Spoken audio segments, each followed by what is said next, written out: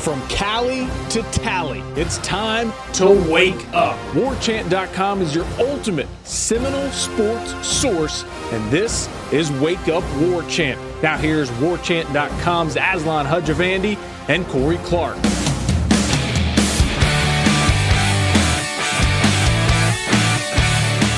Wake up!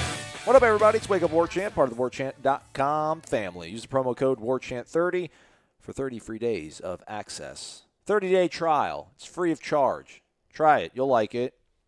And then you'll probably be a member for life, and that's cool. That helps us out. Also, if you're so inclined and feeling generous, if you could subscribe to this said podcast, rate it, review it, giving it nothing but flourishing praise, 5-star variety on the iTunes machine. Wake Up War Chant's myself, obviously, and then Corey Clark. You already heard that. But here's Corey now. Corey, hello. Hey, Aslan, how are you doing? Good, man. We're in the Midtown offices together. It's always a good thing. Whoa, got the. Sorry. You good? You know, you good now? had 10 minutes to figure all that out, and then once we're on air, then you're like, hey, let me just start goofing around with everything. How's your weekend been, man? You know, it's been good. It's been good. Happy Mother's Day to all the mothers out there. Obviously, not if you just have a dog, you're not a mom. Correct. We're talking about. Well, you are, but you don't get to celebrate in this holiday. This holiday is strictly for the baby mamas. There we go. Baby mamas. Yeah. So congratulations to all of you that are doing it and have done it. Good job. Happy Mother's Day to my mom, although she doesn't listen to it. I don't even know if she knows I do this. So I don't know why I said that. I'm sure she listens. No. My mom doesn't listen either. It's fine. Stephanie listens sometimes. Shanna listens all the time. What's it like now that you don't have, like, mom to worry about on Mother's Day? Like, Brady's mom to worry about on Mother's Day. Like, well, that's a big chore. Like, my buddy wanted to come up for Mike Martin's final home game, and we were talking about 2 weeks. It was like, when's the last home game? I'm like, well, it's going to be Richmond on this day, but there's a chance it might be able to host if some things start breaking. That was 2 weeks ago, and obviously it's not going to happen. He's just like, man. He's like, too big of an ask, bro. It's Mother's Day. On Mother's Day, yeah. It is different when you're not together anymore. I still probably should have done more than I did because she ended up getting an index card from Brady that just said, I love you, mama. Hey, man, that's all. What else do you want? It's Brady Clark. That's from Brady Clark. Yeah, he signed it. That's going to be worth something today. He literally put in, 6 seconds of thought and work into it, but whatever. It's better than 0 seconds, I guess. I probably should have gotten her a present from him. But no. You would do that? Yeah, I've done it in the past. There's nothing on the other side for good ex-husbands, man. You don't have to be this good of an ex-husband, man. Well, I want him to be a good son to his mom, and to just get an index card that says, I love you, Mom. I mean, he's 10. It's not like he can go out to the mall by himself. Well, Ryan's out there. Can't he? That's kind of all what right, my let's thought move along. process Let's was. move along. Let's move along. Maybe she won't listen to this show. Love you, Shannon. We like Sarasota. We talked a lot about Sarasota. We like Sarasota, Corey and I. We do. White beaches and everything. Maybe we should do a show from Siesta Key. Do you realize there's like a reality show based on Siesta Key? What's it called? Siesta Key. Oh. It's like on MTV, and it's debauchery. The ex-girlfriend used to like it. But anyhow. If you could get one memento from 11, I want to see if I can have 11, Mike Martin sign my press credential for this year. But I don't know when I would do it. Maybe in Morgantown after they go 0-2 in the regional or something like that. Well, I wouldn't do it for you now just because you just said that. You mean when they go 3-0 in Morgantown? Hey-o. And move on to the Supers? I don't know. I would probably get him. You want a photo? Probably something with Brady, I think is what I would do. I have a fun – I don't know if I've told this story or not. I'm sure I have. But I was in the press spot. This was back when Brady lived here, so he was 4 or 5. He came out to a Sunday game, him and Shanna. And after the game, they let the kids run the field. Mm-hmm. And so he ran the field, and then they were waiting on me, and there was nobody else in the stadium. So Brady's just out in right field running with these birds in right field, and Brady's running after them. And I'm writing my story from the press box because I think we were going somewhere afterwards. And I see Mike Martin walking by Shanna and Brady to his car, but he's walking in the outfield to go to the left field parking lot. And I call him up, and I say, hey, man, say hey to my son. And he goes, oh, is that your boy? And I go, yeah, what's his name? It's Brady. So he went over there and for 5 minutes was running and chasing birds with Brady. Really? Isn't that it's just a neat kind of deal, man. He's a good person. He's a good person. So hopefully he can win. What do we need him to win? About 9 more games, 10 more games to get the championship. Oh, he's got to win at least 3 in the regional, 2 in the supers, and then 5 out in Omaha. Mm-hmm. So at least 10. He probably needs about 13, I think, to feel safe. Lucky number 13. There you go. There you go. All right, so it's happened. He's a good guy, but he couldn't even get good weather. He couldn't even get a good fitting end. I liked it. I liked the way it didn't did. like it at all. I liked how it worked because, look, they were kind of close to maybe blowing that lead. So, for the people that don't know, Florida State won 7-2. They were up 7-2 in the 8th inning, and then Kwiatkowski comes in, who's been pretty good this year. Up and down. Pretty good, not great. Walks the first guy, gives up a hit, or hits the first guy, walks the guy. No, I think gives he up a hit. walked, hit. Walk, hit give up by a hit, pitch. then hit by pitch. So then they bring in Haney. He gets a strikeout on a 3-2 pitch, and then it starts raining. And I don't think it was raining that bad. Yeah. But I think the umpire saw lightning, called it, said, all right, it's postponed, or it's delayed. And then I guess they had already had a gentleman's agreement before the game. Look, They did. if it looks like it's going to be bad, you can't be here all day on a Sunday afternoon. Plus, it was a special occasion. Like, you don't want to ask your fans to stick around for an hour and a half because they're not, to say goodbye to the head coach. There would have been 30 people left in the stands for the end of that game. So they called it right away, and then the rain stopped, and it was kind of okay. And then they got to show the video. He took a lap with Carroll, waving to everyone. He did a Knowles cheer. I thought that was it ended without them blowing the lead. They did win the game, and enough people had still stuck around that he got to feel the adulation a little bit. It wasn't ideal, but I thought it was literally going to be nothing because it was going to be pouring rain. It just, the guy's the all-time winningest coach in collegiate athletics history, and it was 2,000 people there maybe. Yeah. And then, the weather comes through. I don't know if it's tough on a Mother's Day. It's tough on a Sunday. It's tough when you're 11 not. a.m. and your team's not good. It's Richmond, all that. But it's also I don't maybe in the SEC I haven't looked at crowd numbers. Florida State's definitely down this year and has been recently. But I think it might. You look at those games from the when you look the Carroll Martin video, which was awesome, by the way. Go check that out. You can go to FSU Baseball Twitter. If you're a War Chant subscriber, I put that link in my story.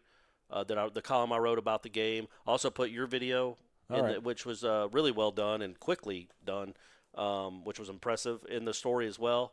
But yeah, you watch like those highlight clips from like the 80s. Man, the crowd looks like it's out of control. Like it is nuts how many people are there and how they're going crazy. It's just a different time. I don't know why college baseball was such a big deal to Florida State fans in the 80s and 90s, but now it's really if it's a regional or a super regional or Florida, they'll show up. Otherwise, it's always they going don't to be even get as rowdy as they used to get. No, it's those crazy, days, man. You ever watch like old like World Series tapes when somebody will hit a home run? Rosenblatt was amazing. But man. no, I'm talking about like Major League Baseball World Series. Right. Like Chris Chambliss in the playoffs one year hit a walk-off home run, and everybody just jumped on the field. All the fans stormed the field. Yeah. They stopped doing that, thankfully, but that used to happen all the times in the 70s and 80s. The fans would just rush the field like, oh, this is our sport too. We're having fun too. Did we learn anything new about this baseball team? Do we feel any better about this baseball team? No. But I did. I talked to Mike Martin Jr. For a little bit after the game to get some comments about his dad and just the whole weekend. And he did give me some tips for Brady. Okay, cool. So I got that. So I feel better about that. All right. About, I think I'm going to have him take his top hand off the bat when he's swinging now because he does some weird thing with his wrist as soon as he makes contact. Yeah. But Meeks, like maybe if he releases that top hand, he can't do that. He has to go all the way through on that plane. So I'm like, all right, well, that's something. And what else you watch? Yeah. Who does it? Yeah, no. A lot of people do it. If you watch the major leagues, a lot of guys do that. Because you're just basically finishing like this. But he hits the ball and then literally goes up. But if you're going and then releasing the top hand. Okay. Right. So I also talked to Drew Mendoza's parents for his dad for probably 2 innings. Nice. And I got some. Where were you most of the game? I was sitting outside in those on the walkway up top behind the press box. A la Jimbo? No, beside the press box. Okay. Those little walkway. Where gotcha. Yeah, where the families usually hang out. And he came over and just said, hey, he complimented a story I wrote on him a couple years ago about his hair, which really Mendoza was awesome. I asked him about his hair. It was out in Omaha. It was one of the off days. I was right. Like, what am I going to write about? Yeah. And he said, he had one of the great quotes. I'm like, so when did you decide to grow out your hair like that? And he goes, I do it for the guys like you and the guys like my uncle that can't do it. Like, I think I owe you guys something. So anyway, so he just wanted to come over and thank me for that column and said it's hanging up in their house and they love it. And his wife came over and said, oh, I love you so much, which was very nice. I don't know if they've read anything other than that column. But I went back and reread it. It's a solid column now. It's a good column, but only because his quotes are awesome. But I was talking to him, too, about just the season and really kind of how much pressure. And I think it's true, man. And that's why I brought it up in the press conference. Last year, them chasing the wins record for Martin. Yeah. Then this year with 2,000. All these streaks that are on the line. His last home game. They've faced such a unique combination of confluence. It's just been a unique couple of years where like the 97 team didn't have to worry about any of this. And to your point, this of all the great teams he's had, like this is the team that he's going to his final battle with, which is somewhat unfortunate. It is, sure, yeah. And of all the teams that have come short of winning a College World Series, and there's nothing I'd want more than for Mike Martin to go out on top, but it's like, does this team deserve to be the one that does it? I mean, not so much like this. Mike Martin obviously deserves it. Does he have 9 guys that deserve to be the ones that get him to the top of the mountaintop? I think about that a lot. Yeah, I mean, it hasn't been a great year, but I do think that there is something to the fact that this has been, the 97, the 2000, even the 2012 team didn't have to deal, 2008, didn't have to deal with, we got to get him the record. We got to keep the 40-year streak, But 12, man, 12 knew you still had to get him a national championship. I mean, I was about to say, the last 15 once you get to Omaha, years, I think there's a pressure. But all those teams that get to Omaha now, there's so much pressure, the weight. And I think this season, this team has had to deal with a bunch of just goofy things that are outside of their control. A more sustained pressure. Yeah. Maybe not as intense, but it's like, a sustained are we going to be pressure. the team that doesn't get him to the tournament? Yeah. Like all of it's their own doing, really. But, I mean, I just think with an 18, 19, 20-year-olds, that pressure manifests itself in different ways, and they've struggled. And so he was talking about that, Drew Mendoza's dad, just about the uniqueness of these 2 years. But mainly I just talked about being a sports dad. What he did, if you had any hints. To get you ready for Brady when he starts. No, but I was like, look, man, your kid is 6'5" and 210 and left-handed and also was a great basketball player, apparently. How does his dad and mom look? Do they look like they would be his able mom is 6 feet tall. Okay. So he said that's where he got the height, was the mom. Tall woman. Okay. Yeah. Got it. So, but, yeah, I was just getting tips about how to be a sports dad and if he still gets nervous. Because I get nervous watching a 10-year-old. I can't imagine my kid in the College World Series, how nervous I'd be. And he's like, oh, yeah, it never really quite goes away, especially when they're struggling. But, yeah, so talked to him about that, but he was very complimentary, of me. I was going to say of us, but he didn't really mention now that I think about it, the podcast. But I did another lady walking out said that she listens to us every day, and she really enjoys the show. She probably means headlines. Hour number 2! I don't think so. I hope not, because that ain't every day. That ain't even every week. Yeah. But, no, I don't think you learned anything, right? They're better than Richmond. I thought Van Eyck was pretty good. Van Eyck's got a wild thing going on right now. Ricky Vaughn, the back of his head is all zigzagged and shaved lines, so he's doing his part to get sort of major league, voodoo juju going around there. And as much as I ripped on them for the getting no hit, and it was deserved. How about 11 throwing shade at Stetson in his post game? Oh, I know, that was funny. He's like, hey, they threw their best pitcher in a midweek game. We're everyone's best. We're everyone's biggest game. And he's like, when they got up 1 in the 4th inning, they brought in their best pitcher just to face us on a Wednesday, and then they lost their next game 13-1. Yeah. So I got you. He's competitive. Yeah. But anyway, I don't know what you learned. I think, but I was going to say Salvatore. Sorry. He's had a really nice year, man. He's been a guy that you can really take to the bank. Absolutely. Mendoza's obviously hit well. Robbie Martin is just a very, very good hitter. I don't know if he's a great fielder or what he does but he is a legitimate star-type hitter. I mean, my man's hitting close to 350 as a freshman. His on-base percentage is outrageous. So the top half of that order looks pretty good, respectable now. 3 Salbert in there as well. They got 4 guys now hitting over 300. Yeah, and then the Nelson kid, the catcher, is coming on a little bit. He's like batting 260 or 270. He was in the 220s a few weeks ago. First base is a bit of a problem, and then obviously with how is that a problem at Florida State? How do you not have a first baseman? Well, and they got a guy that transferred over. I don't know what they'd be doing otherwise. I don't know. It's not like somebody left early. I think they probably thought Cooper Swanson would develop more, but he hits under 200. I mean, I might just have him – I might start him just because one time every 10 at-bats he's going to hit one to the moon. The other 9 at-bats he might not make contact, but he's going to hit one to the moon. And then him and Cabell could have a race to see who strikes out the most. I always wonder if they should Cabell, by the way, for the people that don't know, it was a historic day, but also in the 5th inning, Cabell set a record, at least tied a record, because he struck out twice in the same inning. which nobody's ever struck out 3 times in an inning. So he at least tied a college baseball record. Really? He did that? That happened, huh? Well, they scored 6 runs in the 5th inning. He sure. started it out by striking out, and he ended it by striking out. Is that why they saw? When did they do "Oh Canada"? I thought that was the fifth inning. They did. He struck out to start it. Then Albert had a double. Salvatore, home run. Mendoza home run, and then Flowers had a chopper to third double, base, and then De Cedas had a sac fly, and then Cabell comes up again and strikes out in the inning.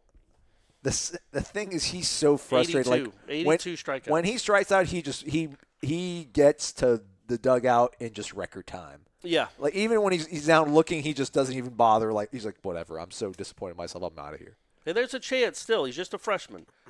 There's a chance in a year or two he could be a all-ACC player for sure. No, he's got all the man. tools, man. Yeah. Just it's not clicking right now. But they did what they had to do. They went 4-2 this week. They really should have won. 5-1 is what they needed to do, but they didn't crush themselves. Yeah. If they had gone 2-4 instead of 4-2, they might be out of the tournament. Right now, I think they're comfortably in. They have 34 wins. Winning 1 at Louisville would be winning 1 or 2 of the next 6 games. They have 3 at Louisville and then 3 in the ACC tournament. Just win 1 or 2 of those. Just go 2-4, even 1-5. I think you're definitely in. That's bizarre. I think you might be in going 0-6. Like, that's as bad as the bubble is. The bubble's horrendous. But if you go 0-6, then you really have to kind of make sure that no upsets are happening in other tournaments. Right. Like, you want the East Carolina to win their conference tournament, so then because they're getting in no matter what. Bids get stolen by Which is just a weird spot for a Florida State baseball fan to be in, isn't it? To be like worried if you're going to make the tournament or not, going in the last series of the regular season. So did Meat tell you he's going to be the next head coach? No, he did not. Didn't really talk about that. Yeah. Certainly not on the record. We will, though. He will sit down with us and talk. I'm just trying to find a time in the next week or two that we can do that. Like, would you be comfortable asking him that, like, even off the record? Like, is that something you think he's even comfortable talking about? Or yeah. Well, I will. I'm transparent. We did talk about it off the record, but it was off the record, so I can't get into it. But yeah, we did talk about it. But I think he would. I think he has. I think 11 would. We know who 11 wants to be the next coach. Oh. So. All right. But we're there. We're almost there, by the way. And we have an athletic director now. Yeah. With the interim tag thrown off. So that's going to be his first real decision as the non-interim athletic director. Yeah, some people had a concern when that came down Friday. President John Thrasher removed the interim tag from David Coburn, who was the acting interim athletics director, or whatever you want to phrase it, acting athletics director, interim athletics director. He's now the full-time athletics director, which – has been in the tea leaves. Iris spelled it out many times in the columns and stories that he's wrote. Basically, as long as John Thrasher's the president, which ends, in 2020, David Coburn's going to be his AD. Yeah, it was definitely not going to be something that – because in the Iris point all along, which is the truth, is no president is going to want to come into a situation where there isn't an established AD. Like, he's going to want to – if it's you know what I mean? Like, he's going to want to come in with something established, or he's going to want to hire his own guy. Right. And if David Coburn's the interim when he comes in, you know what I mean? It's just, why would John Thrasher hire the AD in 2019 when he's going to be leaving in a year? Right. So that's why you take the interim tag off. Kind of like Stan Wilcox, hire the head football coach and then leave, right? Yeah. A little bit different. So, but people, for whatever reason, I just don't know how many sexy superstar athletic directors are out there, right? Everyone talks about we need an innovator, we need someone who's got an innovative mind.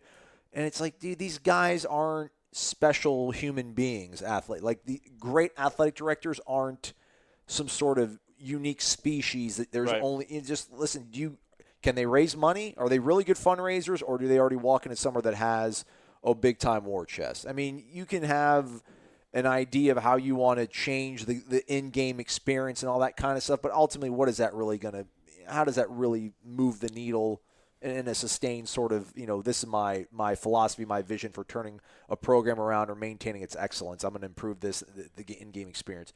So, to that point, David Coburn is sort of his charge has been to get the books on the up and up. And then people are concerned, well, he's a bean counter. He's a career politician. What does he know about sports and making these big time hires?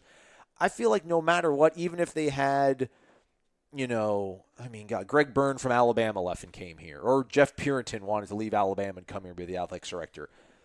and they have some sort of crazy Rolodex. I feel like at the end of the day, there's always going to be that one or two sort of power booster, no matter what the program is. I'm sure there's got to be one booster who favors basketball more so than football for Florida State. Like, Florida State obviously had Al Dunlap, and I'm sure he cared a lot about all the athletics. But I'm sure there's got to be one or two boosters that are big time into college basketball that try to help Ham out as much as they can and probably know who to go in what direction. So I feel like no matter what David Coburn's tasked with, whether it's hiring a new basketball coach, if Leonard somehow abruptly resigns, which we don't see happening because he looks like he's 45 years old, or he's got to replace Mike Martin, and he maybe doesn't want to do the layup thing and just hire me, and he wants to do a nationwide search. Like, it's not so much you hire a search firm. Like, he's going to know what agents to talk to see what the best baseball coaches are out there. And there's got to be people that in the Coaches Club booster network that care about Florida State baseball that can get meetings with David Coburn. Like, listen, these are the guys that we think, in terms of, we're dialed into baseball. We know these guys. These are the ones that we think would be a good fit. Like,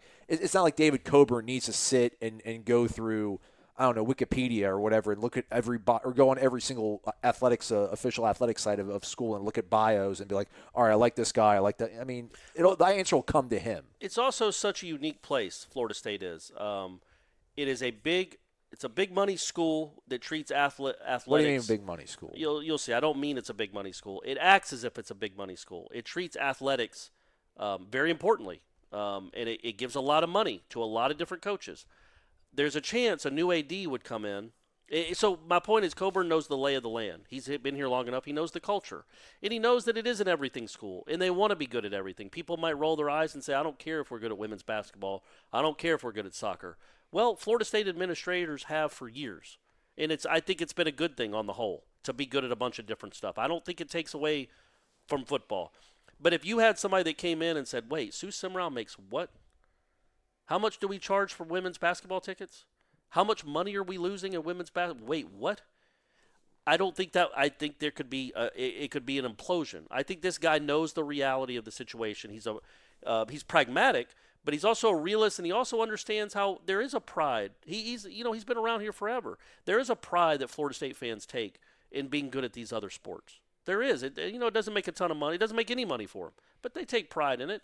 And when you look at something like baseball, he also understands, you could get a search firm out there to say, these are the 12 best guys in the country, and they all want the job. Okay, go pay him $1.1 million, and go pay their assistant $400,000, because that's what that going rate is. Yeah, they're going to bring their pitching coach. Yeah, that's going to make a big time salary. I mean, I think so. I would think, just me personally, I would think when you look at Mike Martin Jr., number one, what he's done on the field, also. I would assume he's going to be a cheaper option than going and plucking a head coach from another university. Cheaper, and certainly that doesn't mean he's worse. It just less means expensive. How about that's what that's? Cheap is it's a pejorative, but less expensive, we'll say. But also, he knows the land, the lay of the land. He knows how this program works. He knows how he's basically helped run Florida State baseball for 2 decades now. So it would just seem odd to go in a completely different direction. I mean, he might, and you never know what the candidates are. But you would think Meat checks all the boxes. Number one, he won't be as expensive as other coaches probably would be, head coaches anyway. And he's helped keep this thing elite level-ish for 2 decades now. And I think Coburn, I have never had a conversation with Coburn about it, but I think he kind of knows that and understands that. But we'll see what happens. But I do think the fact that he's been around this program and around Florida State for so long, I don't think it's that. I don't think it's a bad thing that he maybe doesn't have a long career in athletics. Yeah. Again, I think if it's not going to be Meat, I think the candidates will be brought forth to him by the right channels, and they'll be in good hands. I think people think the athletic directors just have some sort of – there's guys that either get it or there's guys that don't. There's only so many that actually do get it, and you need them, and if you don't have them, you're going to be behind the 8 ball. I just don't really subscribe to that sort of belief. But, I mean,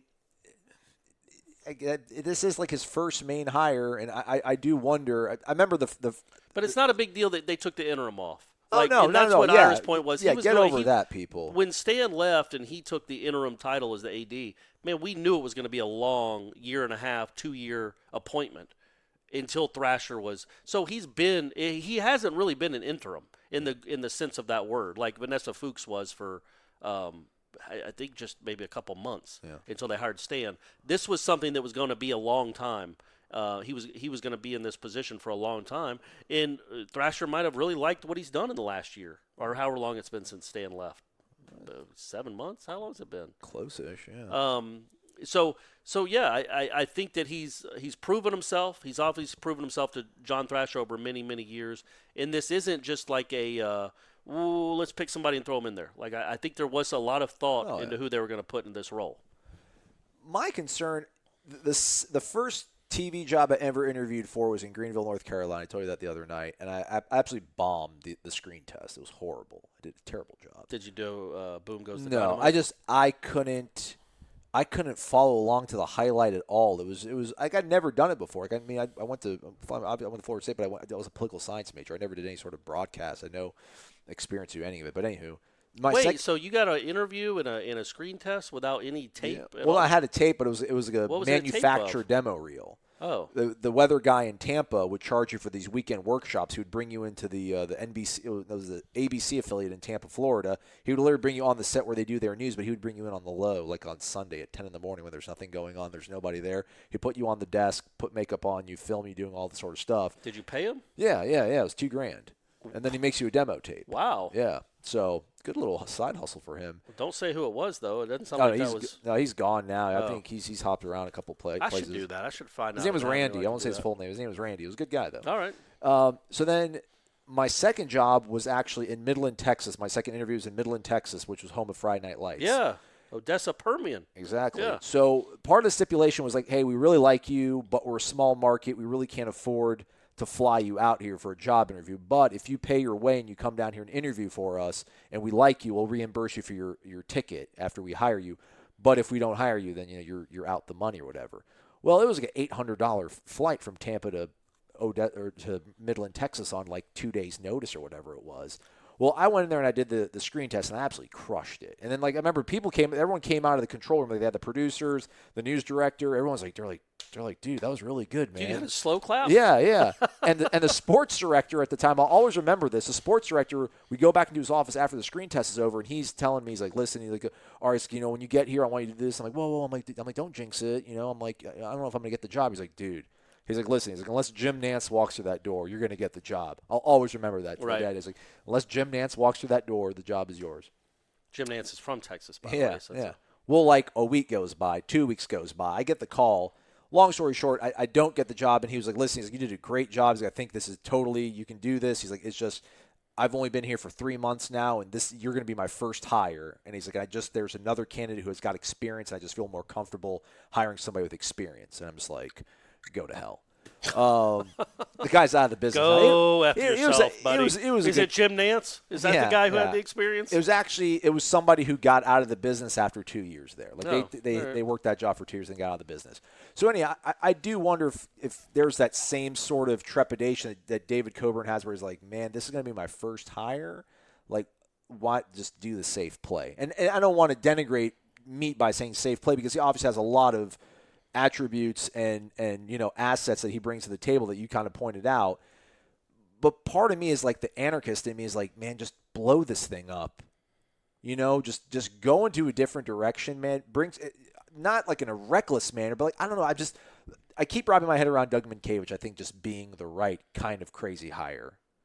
I feel like someone who's coached in the minor leagues, which you're getting a good sort of mix of kids that or young men that need hands-on instruction, guys that have really big ambition that are going to go somewhere else, and you got to keep them focused. And you've got guys who are toiling away that are on their last chance, but you got to keep them engaged. And he's won. I mean, when he was with Chattanooga, I think, which is the Southern League, they're the Double-A. They're the same affiliate as the Mississippi Braves. Yeah.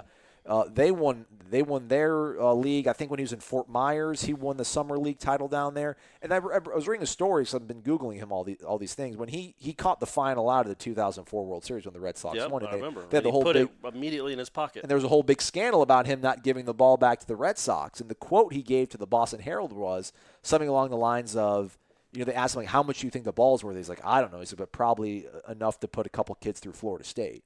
Yeah. And that was his quote, and it's like, man, so he's still got love for it. And he's talked about the facilities. He thinks that if there's somewhere better to play in the country that's not Florida State, he'd like to know where. Well, I can tell him. It's a bunch of them. Yeah, now there is.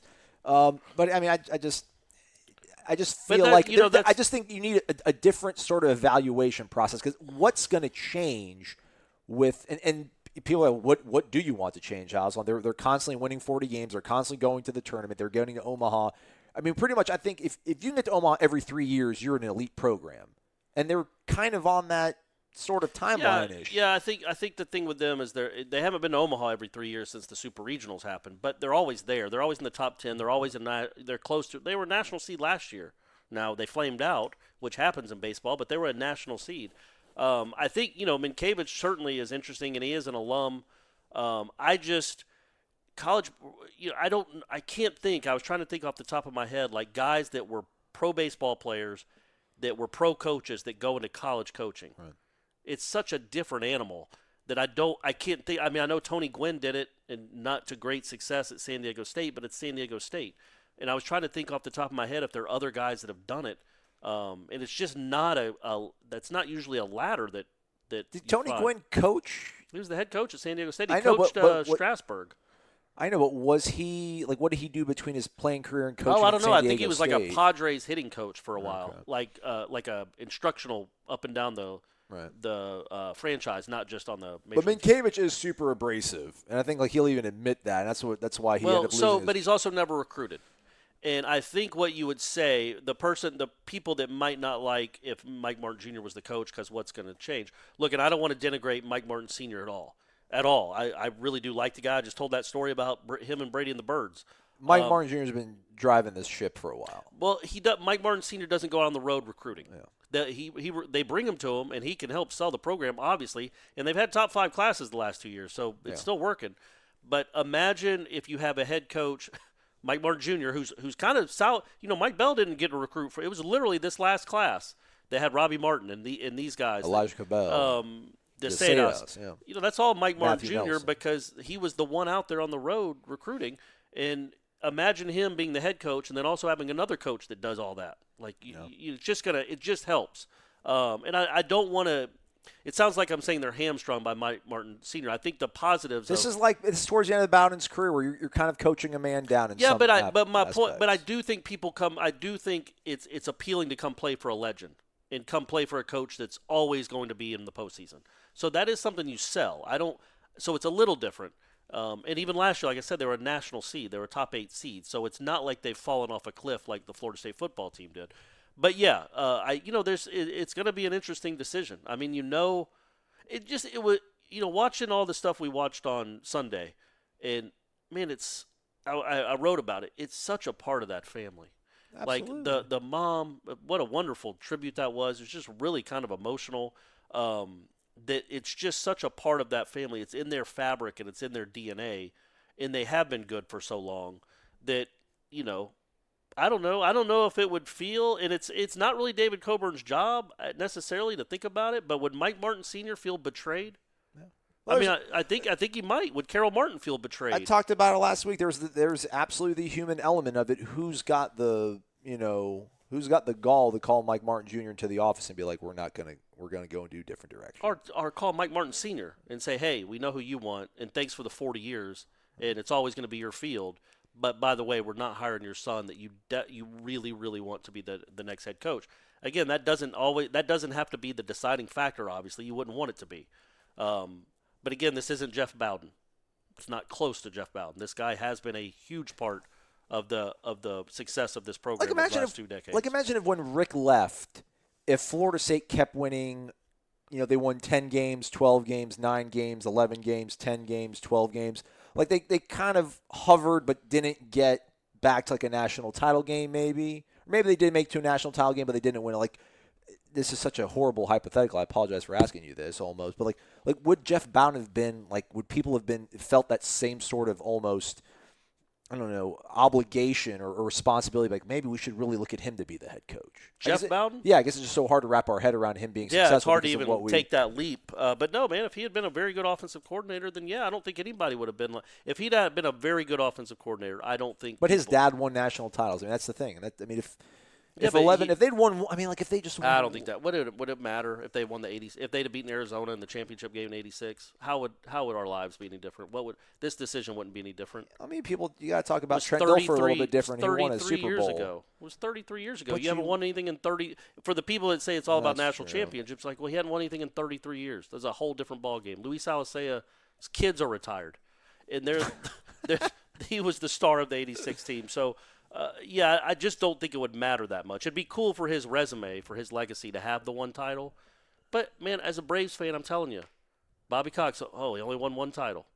I don't say that. But everybody else does. He only won one. Y'all won one title. Y'all were always great, and you only won one title. So it would be the same thing. 11 only won one title.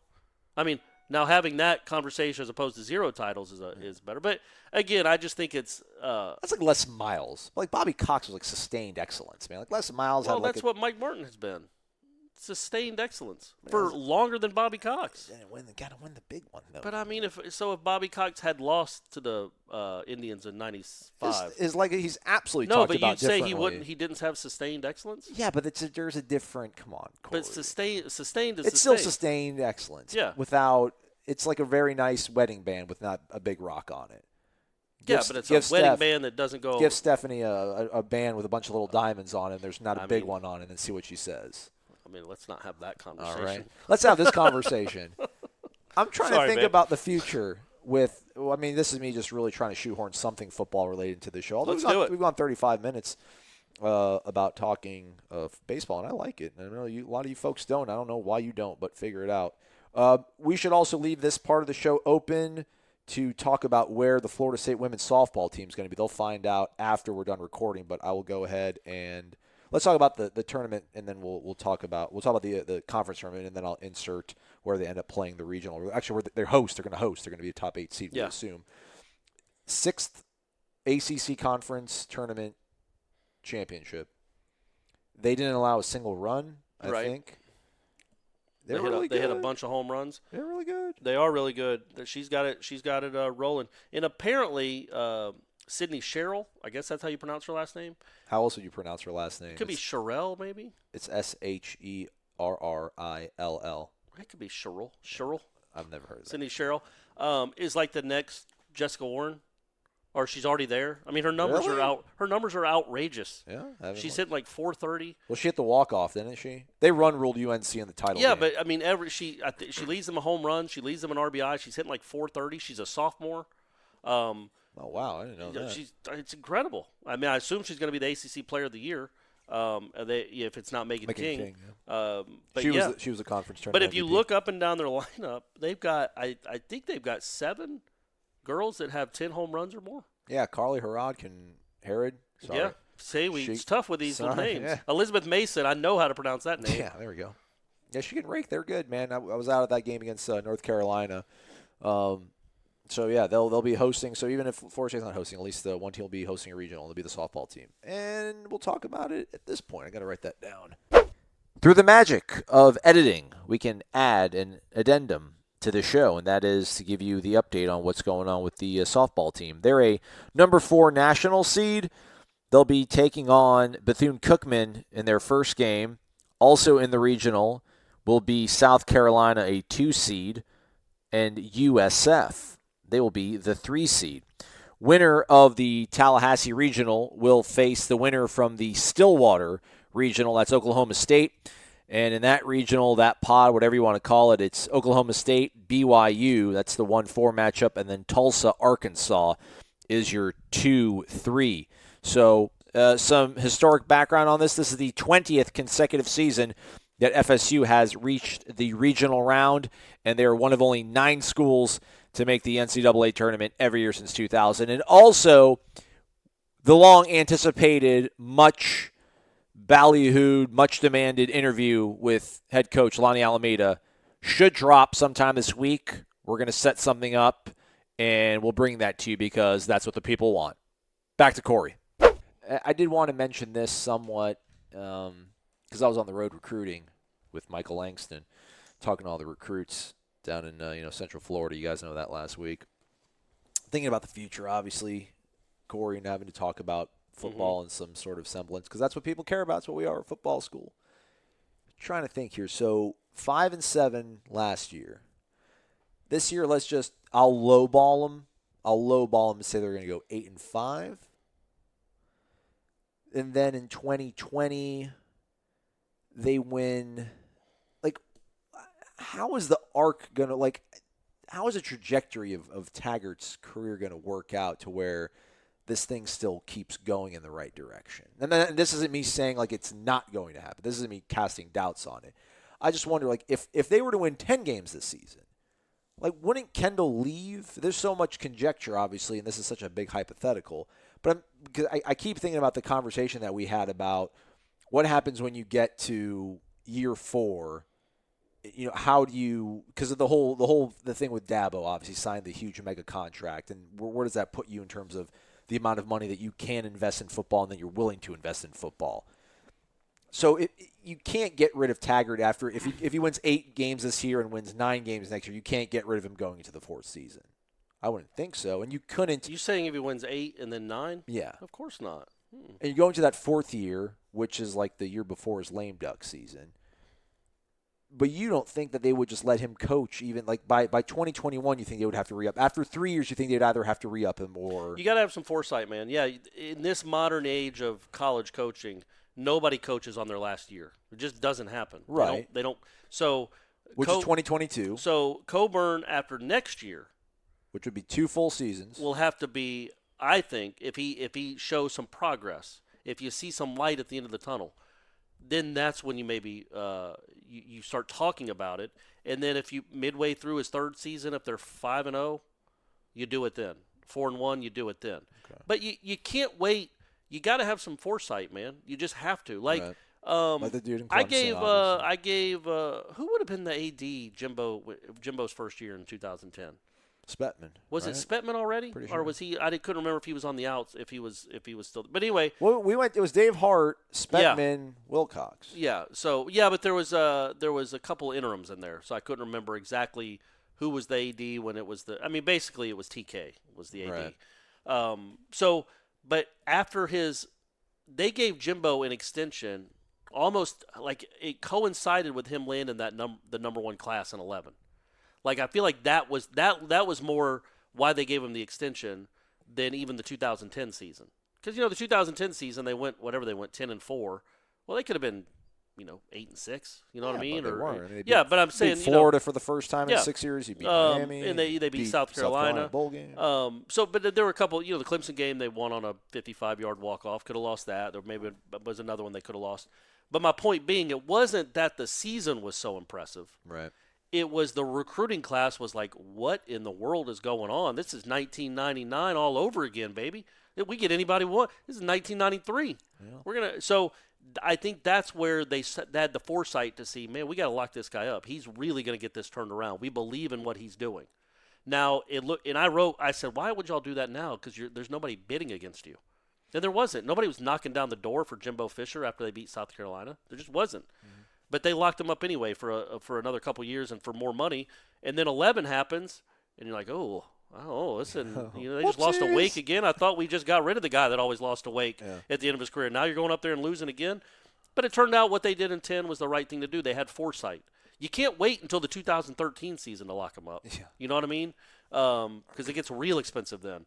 And also, by that time, he'd be like, man, screw you guys. You didn't show any faith in me when we were losing 4 games a year. So I think that's what's going to be what's on Coburn's plate is if he sees glimpses, if they start off next season 5-1 and are scoring 40 points a game, lock them both up. Try to lock up Bryles. He's always going to be an out. Come on. He's going to be an out because he wants to be a head coach, I'm sure. Yeah. Again, though, with that last name, it's not as easy as people think. I think he leaves for anything halfway decent. But I don't know if anything halfway. It's very vague. Like I don't know that he would. You leave Florida State as the OC to go be the head coach at Tulane. I love here. This is my school.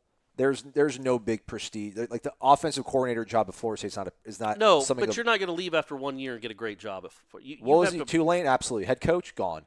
But also, would Tulane do it? No, they got Willie Fritz. They're actually all right. But schools of that caliber, you leave, man. You're a head coach. You're a head coach, man. You believe in your system. you feel that you're going to be able to get it turned around. You wouldn't leave for Youngstown State. You wouldn't leave for Pittsburgh State. You wouldn't leave for there's a 1,000 schools you wouldn't leave for. I would leave for even like this sounds crazy because laugh at it, like a upper tier like Sun Belt Conference USA school. I'd leave for Louisiana Monroe. Yeah, man, I guess. I don't know that he would though. But either way, you're going to need him here for a couple years. I don't think it's going to be let's cross that bridge when we get to it. But either way, I think Coburn, you can't wait until Taggart wins 10 or 11 games to then have some foresight and some belief. And I think obviously this year is going to tell us a lot. Hey, they might be Boise 50-0, and on the drive back home on the bus, my man's signing a contract extension. That's how much they're going to believe in Willie Taggart. All right. You're not buying that?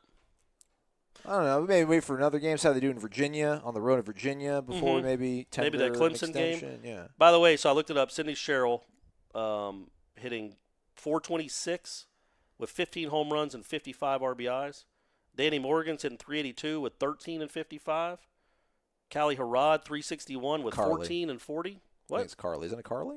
Callie, sorry. Elizabeth Mason, terrible. .358, 11 and they have 3 players with 55 RBIs. They have 6 players with at least 10 home runs, another one with 9. They've hit 94 home runs. You know how many of their opponents have hit? 13. 24.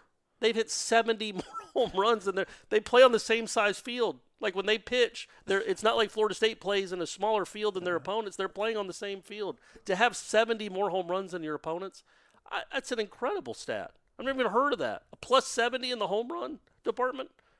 That's crazy. What's going on? How do you teach that power? I don't know. Are they on the Dabo plan over there? I don't know what's going on. Got Dabo's dietary supplement? They certainly know what they're doing. Is the guy's name Travis Wilson, I think? Yes.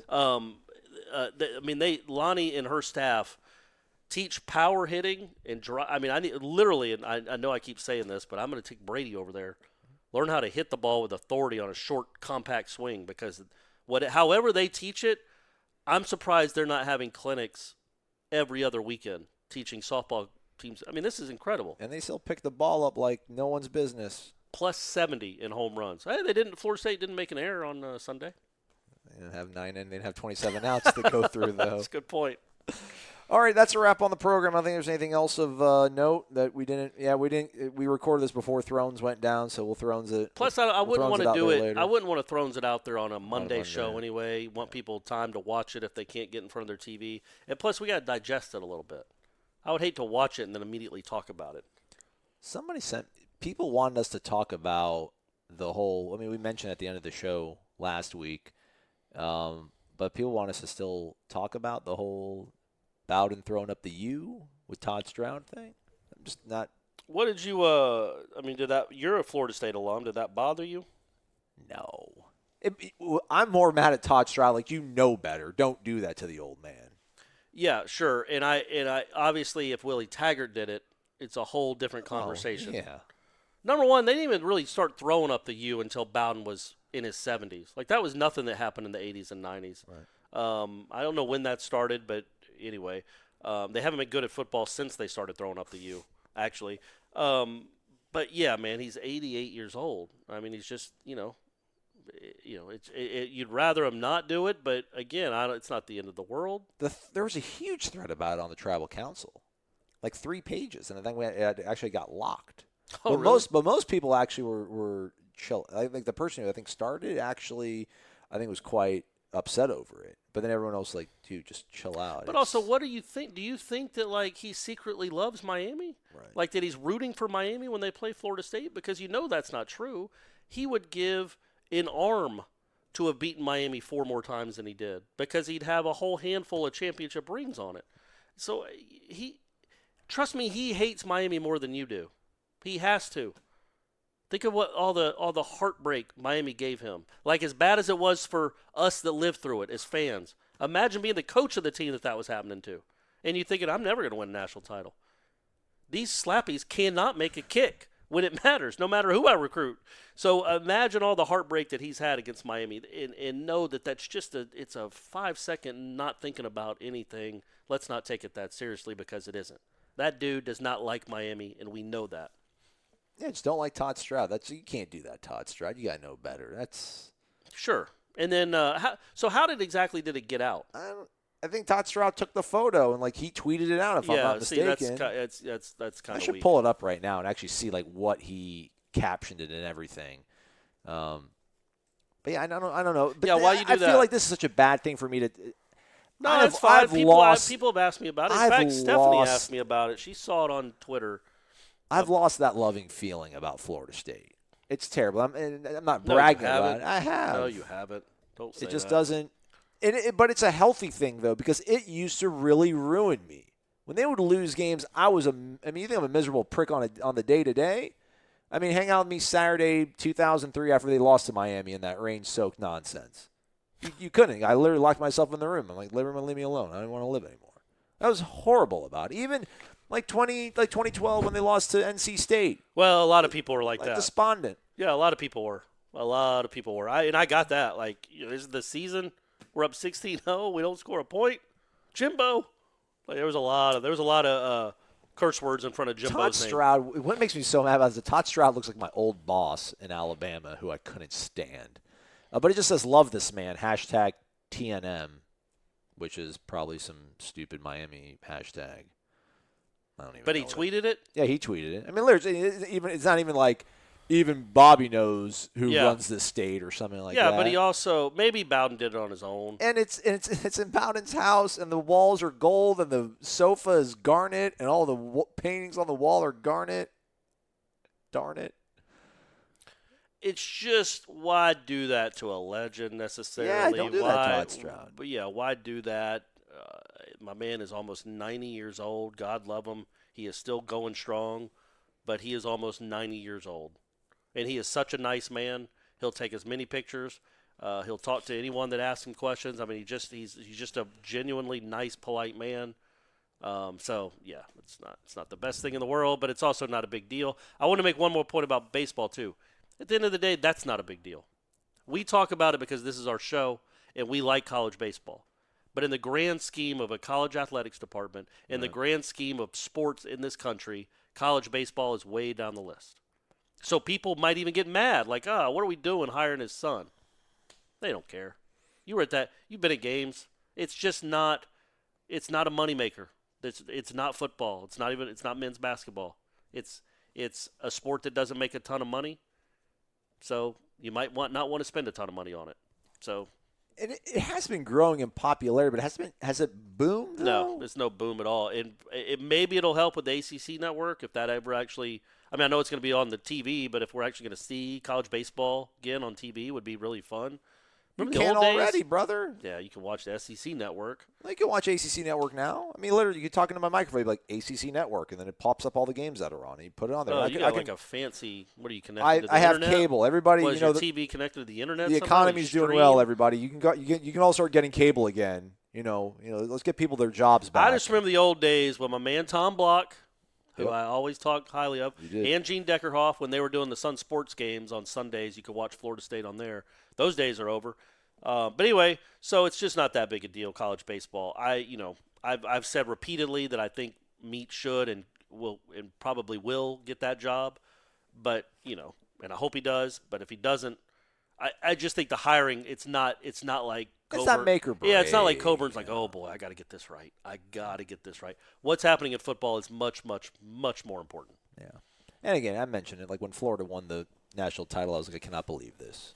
Yeah. And the next day I was like, what am I going to do for lunch? I didn't want to go out this. You mentioned watching the games on Sun Sports. Somebody retweeted the farewell video that we put out there. Lottie, 15. Crying emoji. Whoo. He's literally been FSU baseball my entire life. Grew up watching those old Golden Bananas on the old Sunshine Network. He will be missed. Yeah, that's what I kind of wrote. Yeah. It's like you have to it's all I've known. Everybody in that room, with the exception of maybe four of you, literally, he'd been coaching longer than we'd been alive, myself included. But even me, I think he started coaching when I was 1. Right. At Florida State, on Florida State's team, maybe 0, and then he was the head coach he became the head coach when I was 4. And I'm an old dude now. I mean, it's just crazy. It's just crazy that he is Florida State baseball. It's going to be really weird, no matter what happens, who the next head coach is. Like I told you, watching Mike Martin Jr. on the video board in between innings. Beef O'Brady's. Yeah. Now let's go to Orsillo Eye Care, now part of my eye care doctor. Yeah, but he ain't going to have that accent, and he's not going to say it real sweetly. So it's just our whole lives when it comes to college baseball has kind of been centered around this one man, and now that chapter's over. For that stadium anyway, unless they make some crazy run. Here's a hot take, although I'm not going to go too far into because it is time to go. Yeah, we got to go eat dinner, don't we? Willie Taggart, baseball head coach. Mike Martin Jr., head football coach. I feel like their personalities. I think Willie would be an awesome baseball coach. I think Willie's optimism and positivity, I think, is absolutely what most. I should say most because if I'm here caping on Doug Minkiewicz's part, Doug Minkiewicz's is kind of an abrasive person. Yeah, so really. They're the never exact mind. opposite. There goes that hot take. Hey, I was going to say though, real quick. So I was talking to Mendoza's parents. I didn't realize this, and his dad wasn't even saying it braggingly. But he was a good basketball player in high school, and in fact, did I watch him throw the football? He's that kid. He's the kid that was just awesome at everything, and he's got the long flowing hair if he wants it. Good-looking guy. But he played Montverde. I guess it was his junior year in basketball, and that was when they had Ben Simmons and D'Angelo Russell on the same team. Montverde did. Oh, now Drew Mendoza's team lost, but Mendoza had 28 points in that game, and I was like, "Wow, what is he just running oops?" And he says, "Oh no, he just shot from the outside." But that kid, man. That kid could have probably played low-level, like college basketball somewhere, and he's now going to be, a top 2-3 round pick in college baseball. Did his dad tell you what they're hearing?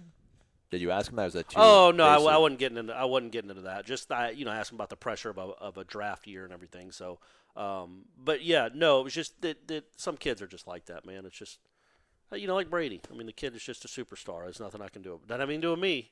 He's just a superstar athlete. Don't be as humble as your dad. Live it. Embrace it. Take it by the horns. He's Corey Maslow. Thanks for listening. WarChant.com is the ultimate inside source for FSU football and recruiting. And now you can get in on the action for free for an entire month. WarChant.com is offering a risk-free 30-day trial subscription. Get full access to the #1 website covering the Seminoles just by entering the promo code WarChant30. That's WarChant30. Sign up and get in on the world's most active FSU message boards. Receive breaking news, stories from our award-winning staff, plus get exclusive interviews and videos. Just enter the promo code WarChant30. WarChant.com, your ultimate Seminole sports source.